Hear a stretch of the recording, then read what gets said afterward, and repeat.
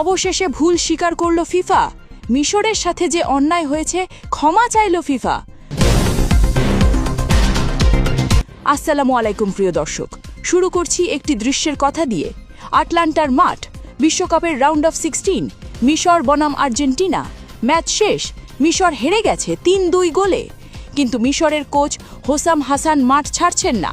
রেফারির দিকে এগিয়ে গেলেন, 2 হাত দিয়ে এক্স চিহ্ন তৈরি করলেন আর চিৎকার করে বললেন, তোমরা বিকৃত রেফারি, আমাদের সাথে অন্যায় করা হয়েছে, এটা ফুটবল নয়।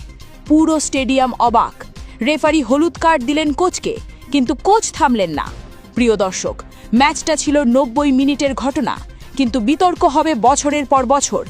আজ সেই পুরো ম্যাচের সত্য গল্পটা বলবো, বিতর্কিত সিদ্ধান্তগুলো বিশ্লেষণ করব এবং শেষে আপনারাই বিচার করবেন। 7 জুলাই 2026, আটলান্টা স্টেডিয়াম, দুপুর 12টায় ম্যাচ শুরু। এই টাইমিং নিয়েও পরে কথা হবে।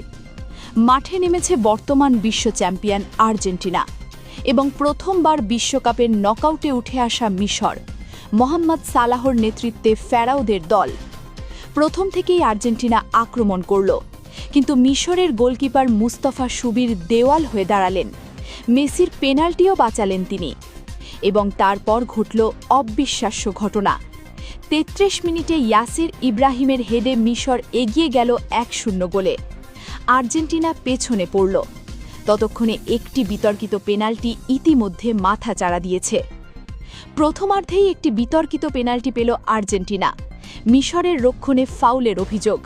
মিশরের ফুটবলাররা মানলেন না, প্রতিবাদ করলেন, কিন্তু রেফারি সিদ্ধান্ত বদলালেন না। তবে সেই পেনাল্টিতে মেসি গোল মিস করলেন।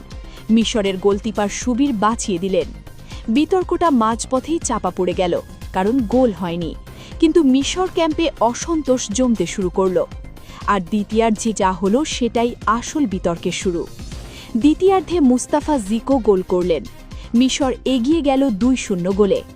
গোটা মিশর উৎসব করতে শুরু করল। কিন্তু তারপর এলো সেই মুহূর্ত যা মিশরকে ভেঙে দিল। VAR রিভিউ, দীর্ঘ অপেক্ষা এবং সিদ্ধান্ত গোল বাতিল। কারণ হিসেবে দেখানো হলো গোলের 1 মিনিট আগে কোথাও একটা ফাউল হয়েছে। মিশরের খেলোয়াড়রা, কোচিং স্টাফরা, পুরো বেঞ্চ কেউ বুঝলেন না কোথায় ফাউল হয়েছে। জিকো পরে বললেন, আমি জানি না কেন দ্বিতীয় গোলটা বাতিল করা হলো, কোনো কারণ দেখি না। সে তৃতীয় গোলটাও বাতিল করতে চাইছিল, কিন্তু আলহামদুলিল্লাহ আল্লাহ তাকে সফল করেননি। কোচ হোসাম হাসান বললেন, একটি গোল বাতিল হলো, VARও পরীক্ষা করল না কেন বাতিল হলো, আমাদের কোনো ব্যাখ্যা দেওয়া হলো না। এরপর এলো সেই মুহূর্ত যা মিশরের সবচেয়ে বড় ক্ষোভের কারণ। ম্যাচের শেষ মুহূর্তে মোহাম্মদ সালাহকে পেনাল্টি বক্সে ফাউল করলেন আর্জেন্টিনার ম্যাক অ্যালিস্টার। সালাহ মাটিতে পড়ে গেলেন। সবাই দেখল, ক্যামেরায় স্পষ্ট ধরা পড়ল। সালাহ বারবার রেফারিকে দেখাতে চাইলেন, কিন্তু পেনাল্টি দেওয়া হলো না। VARও চেক করল না। এবং সেখান থেকেই শুরু হলো আর্জেন্টিনার কাউন্টার অ্যাটাক, যেটা শেষ পর্যন্ত এনজো ফার্নান্ডেজের জয়সূচক গোলে পরিণত হলো। অর্থাৎ সালাহের পেনাল্টি পেলে মিশর জিততে পারত, সেটা না পেয়ে উল্টো গোল খেল। মিশরের কোচ বললেন, পেনাল্টিটা দেওয়া হলো না, VARও চেক করল না, অথচ একই ম্যাচে আর্জেন্টিনাকে পেনাল্টি দেওয়া হয়েছিল। এই বৈষম্য কিভাবে সম্ভব? ম্যাচ শেষে প্রেস কনফারেন্সে হোসাম হাসান আর কোনো কূটনীতি করলেন না। সরাসরি বললেন, জীবন অন্যায্য, বিশ্ব অন্যায্য। ঠিক আছে, কিন্তু খেলাধুলায় কেন ন্যায্যতা নেই? আমরা আজ অন্যায়ের শিকার হয়েছি, এটা নির্মম অবিচার। তিনি আরও বললেন, রেফারির নির্বাচনে আমরা আপত্তি করেছিলাম, কারণ রেফারি ফরাসি আর আর্জেন্টিনা 2022 বিশ্বকাপ ফাইনালে ফ্রান্সকে হারিয়েছিল। এই বিষয়ে আমরা আগেই বলেছিলাম। সবচেয়ে বিস্ফোরক কথা, হয়তো তারা চেয়েছিল বিশ্ব চ্যাম্পিয়নরা টুর্নামেন্টে থাকুক, হয়তো তারা মেসিকে টুর্নামেন্টে রাখতে চেয়েছিল। ফুটবলে এমন বাহ্যিক কারণ থাকে। এবং একটি চাঞ্চল্যকর ঘোষণা, এই টুর্নামেন্টের আর একটি ম্যাচও আমি দেখব না। এটা আমার প্রতিবাদ। এখন একে একে সিদ্ধান্তগুলো বিশ্লেষণ করি। প্রথম বিতর্ক, আর্জেন্টিনার পেনাল্টি। অনেক বিশেষজ্ঞ বলছেন এটা পেনাল্টি ছিল, কিন্তু এটা বর্ডার লাইন সিদ্ধান্ত, দুদিকে যেতে পারত। দ্বিতীয় বিতর্ক, মিশরের দ্বিতীয় গোল বাতিল। এটাই সবচেয়ে রহস্যজনক। ভিএআর 1 মিনিট আগের একটি ফাউলের কারণে গোল বাতিল করল, কিন্তু সেই ফাউলটা এতটাই সামান্য ছিল যে বিশেষজ্ঞরা বলছেন এটা দেওয়া উচিত হয়নি। তৃতীয় বিতর্ক, সালাহর পেনাল্টি না পাওয়া। সবচেয়ে স্পষ্ট বিতর্ক।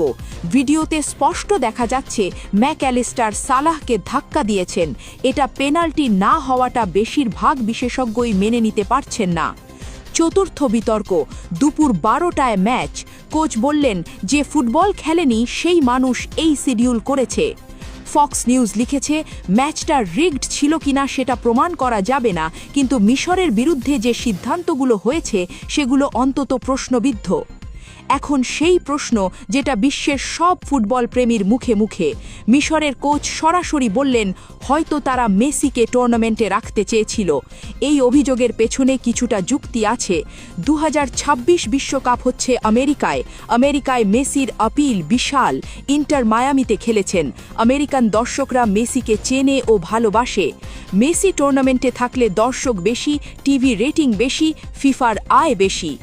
আবুত্রিকা বললেন এটা খেলোয়াড়দের আবেগ, কোচদের পরিশ্রম বা ভবিষ্যতের পরোয়া না করে শুধু অর্থ উপার্জনের ব্যাপার হয়ে গেছে।